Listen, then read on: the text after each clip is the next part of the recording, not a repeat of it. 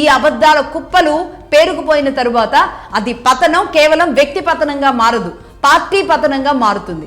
ఎందుకు ఇంత స్ట్రాంగ్గా చెబుతున్నాను అంటే, ఢిల్లీ ఏ నిర్ణయం తీసుకున్నా సరే కారణాలు లేకుండా ఉద్దేశపూర్వకంగా ఒక ఫెడరల్ స్ఫూర్తి ఏదైతే ఉందో దాన్ని దెబ్బతీయడానికి పదే పదే ఢిల్లీని గెలిచి వచ్చిన హీరోలాగా చూపించుకోవడానికి, అంటే మన భారతదేశంలోని ఢిల్లీని సపరేట్గా, నార్త్ను సపరేట్గా, మొన్న కూడా చెప్పాను కదా, నార్త్ సౌత్ అనే గేమ్లు ఆడుతున్న వాళ్ళకి అర్థం కావాల్సిన విషయం, ఢిల్లీని ఎదిరించిన ధీరుళ్లాగా నేను మారతాను అనేలాంటి గేమ్స్ ఇక్కడ రాష్ట్రాల్లోకి వచ్చి చూపించుకునే వాళ్ళు ఎవరైతే ఉంటారో వాళ్ళందరికీ అర్థం కావాల్సిన విషయం.